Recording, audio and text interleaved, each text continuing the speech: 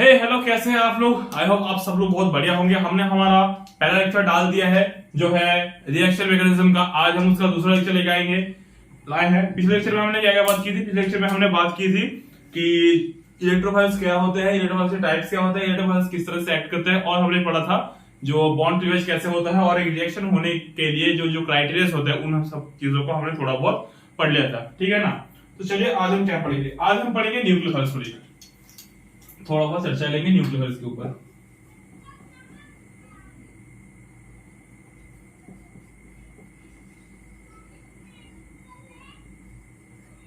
ठीक है।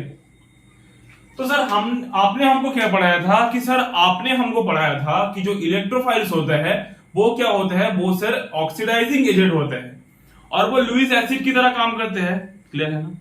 वो ऑक्सीडाइजिंग एसिड होते हैं, सॉरी ऑक्सीडाइजिंग एजेंट होते हैं, लुईस एसिड की तरह काम करते हैं। तो कहीं ना कहीं न्यूक्लियोफाइल्स क्या है, इसके नाम से थोड़ा जाते हैं, ये होता है न्यूक्लियस लवर। ठीक है।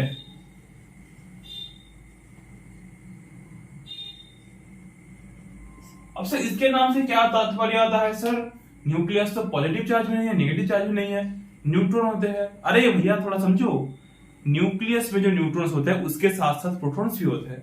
तो प्रोटॉन्स के कारण क्या होता है कि पॉजिटिव चार्ज आता है। तो न्यूक्लियस लवर का मतलब क्या है कि पॉजिटिव चार्ज लवर।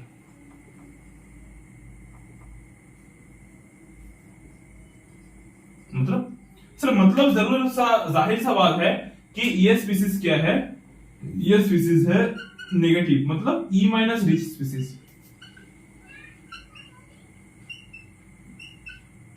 ठीक है ना। ये स्पीसीज क्या है भैया, भैया ये स्पीसीज है E minus rich species. Clear है। अब अगर ये ई माइनस रिच स्पीसीज है तो मैंने जो चीज समझाया था उस चीज को फिर से मैं समझा रहा हूं। ठीक है। मान लीजिए आप कोई एजेंट है, मैं कोई एजेंट हूं, मैं रॉ के लिए काम करता हूं। अब मैं रॉ के लिए काम करता हूं, इसका मतलब मैं देश के लिए काम कर रहा हूं, खुद के लिए नहीं काम कर रहा हूं। पहली बात तो ये है। अब देश के लिए काम कर रहा हूं, वहां पर इलेक्ट्रोफाइल क्या था कि वो देश के लिए किसी चीज से इलेक्ट्रॉन ले रहा था। क्लियर बात समझिए, वो देश के लिए किसी चीज से इलेक्ट्रॉन ले रहा था। अब इलेक्ट्रॉन ले रहा है तो खुद क्या हो रहा है, रिड्यूस हो रहा है। तो दूसरे क्या हो रहा है, ऑक्सीडाइज हो रहा है। अब एजेंट का मतलब दूसरे के लिए काम करना, दूसरे को ऑक्सीडाइज कर रहा है, तो दूसरे के लिए वो क्या है। अगर मैं तुमको पढ़ा रहा हूं तो तुम्हारा टीचर हूं, ठीक है ना। तो मैं अगर दूसरे को ऑक्सीडाइज करवा रहा हूं, मेरा मतलब है अगर मैं तुमको टीच कर रहा हूं तो मैं तुम्हारा टीचर हूं। अगर मैं तुमको टीचिंग दे रहा हूं तो मैं तुम्हारा टीचर हूं।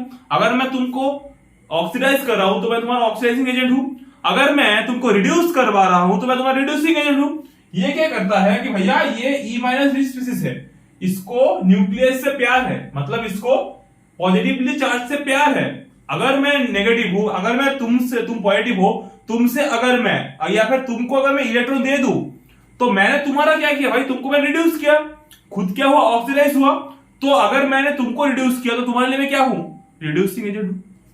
जाहिर सी बात है ये क्या होगा,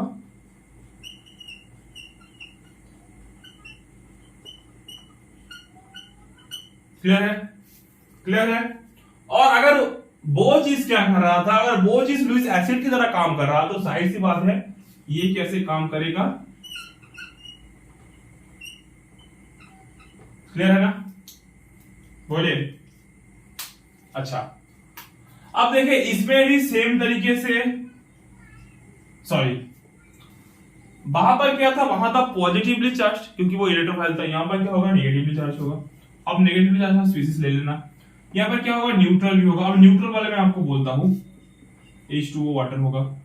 देखिए यहां पर न्यूट्रल वाले के अंदर ऑक्टेट फिल अप होना चाहिए, वहां पर ऑक्टेट इनकम्प्लीट था, इनकम्प्लीशन ऑफ ऑक्टेट था, इसलिए वो नेगेटिव चार्ज को ले रहा था या फिर लोन पेयर को ले रहा था। यहां पर ऐसा नहीं होगा, यहां पर वो देगा या तो इसके पास एक्स्ट्रा लोन पेयर होनी चाहिए या फिर ऑक्टेट भी फिल अप होना चाहिए। ठीक है, लोन पेयर होना चाहिए और ऑक्टेट फिल अप होना चाहिए।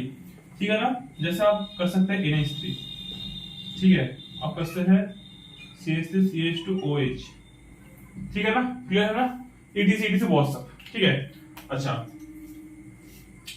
अब यहां पर क्या हो सकता है भैया, यहां पर हो सकता है पाई बॉन्डेड भी हो सकते हैं। कैसे पाई बॉन्डेड होंगे सर, मान लो ये एक इलेक्ट्रॉन है या फिर कुछ भी पॉजिटिवली चार्ज स्पीसीज है, इसको ये ऐसे दे रहा है,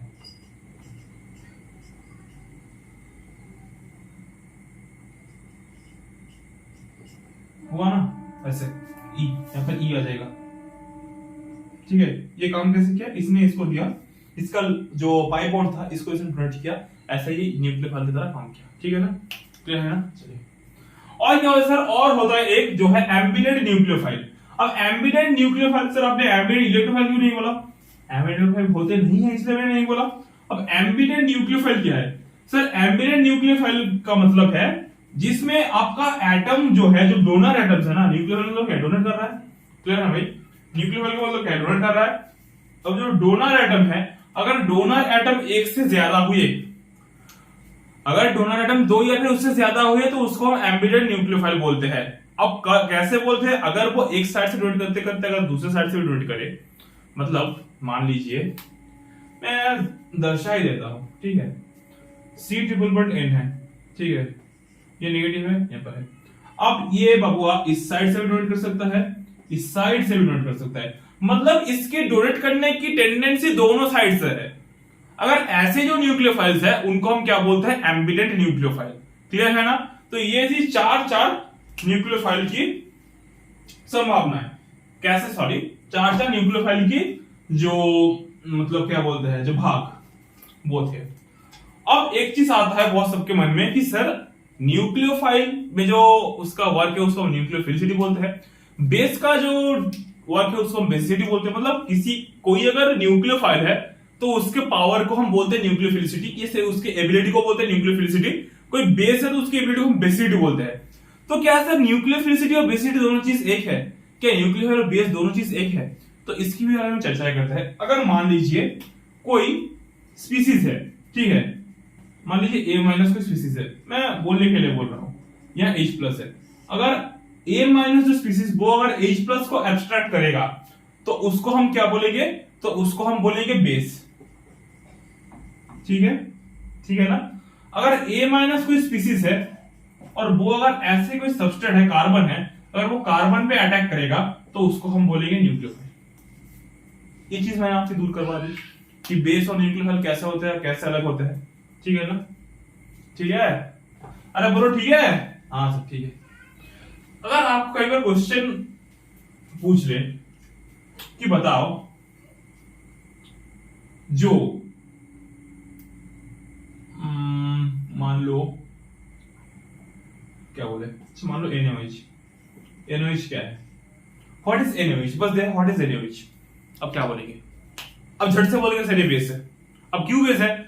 बोलेंगे कि सर हमने लैब में एक्सपेरिमेंट किया है, इसको बेस की तरह ट्रीट करते हैं, इसको बुलेट में भरते हैं, उसके बाद ड्रॉप बाय ड्रॉप डालते हैं, उसके बाद शेक करते हैं बीकर को, उसके बाद फेरोसेरेमिक में जो उसका इंडिकेटर का कलर आ जाता है, इसलिए हम इसको बेस बोलते हैं। नहीं भैया, ऐसा नहीं है। ये है आपका एक इलेक्ट्रॉन रिच स्पीसीज। क्या? जो OH- है, ये बेस की तरह भी काम कर सकते हैं और न्यूक्लियोफाइल की तरह भी काम कर सकते हैं। आपने अभी देखा था, अगर ये H+ को एब्स्ट्रैक्ट करेगा तो इसको हम बेस बोल देंगे, अगर ये किसी कार्बन सेंटर को अटैक कर देगा तो इसको हम न्यूक्लियोफाइल बोल सकते। तो आप इसको कदापि बेस नहीं बोल सकते, आप इसको क्या बोलेंगे? ये एक E- रिच स्पीसीज है, ये एक इलेक्ट्रॉन रिच स्पीसीज है, इसको आप कभी भी बेस नहीं बोल सकते, या फिर कभी भी एक झटके में आप इसको न्यूक्लियोफाइल नहीं बोल सकते जब तक आपको सामने की कंडीशन आपको नजर नहीं आती। क्लियर है ना। चलिए, बहुत बढ़िया। अब हम बात कर लेते हैं थोड़ी वो न्यूक्लियोफिलिसिटी और बेसिसिटी के बारे में। क्लियर है ना। अब हम थोड़ी न्यूक्लियोफिलिटी बेसिसिटी के बारे में कल्पना कर लेते हैं। देखिए, अगर if donor atom is same, तब क्या होगा? आपका जो न्यूक्लियोफिलिसिटी है वो बेसिसिटी के बराबर होगा।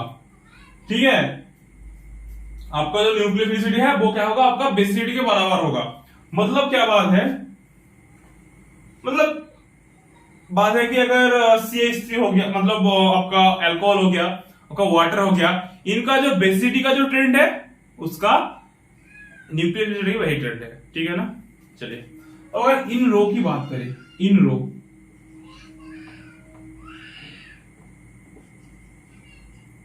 ठीक है, मतलब मैं बात करना चाहता हूं CH3 minus NH2 minus OH minus F minus. क्या क्या होता है भैया? लेफ्ट टू राइट देने पर जो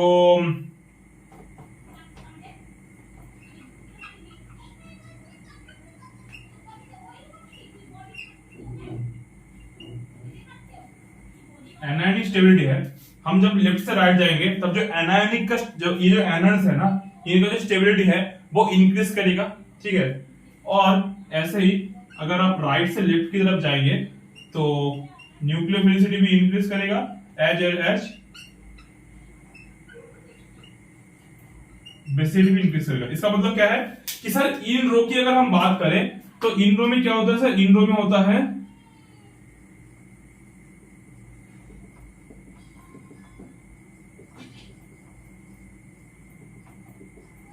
है ना, इन रो की अगर बात हम करें तो इन रो में क्या होता है, nucleophilicity direct proportional to basicity. Clear है, चलिए बहुत बढ़िया। अब अगर हम बात करें कॉलम्स की, अगर हम यहां पर बात कर ले कॉलम्स की, मतलब जो ऐसे ऐसे लंबे लंबे बातें होती है, तो अगर उनकी चर्चा हम करें, अगर हम कॉलम्स की बात करें, क्या हो गया,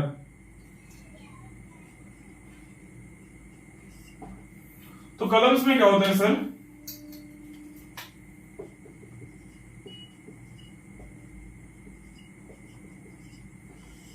ऊपर से नीचे आ रहे हैं, ठीक है।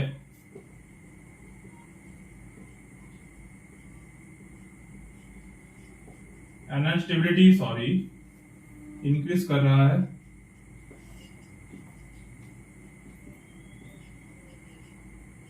बेसिसिटी डिक्रीज कर रहा है, और ऊपर से नीचे आने पर न्यूक्लियोफिलिसिटी इंक्रीज कर रहा है। इसका मतलब क्या है,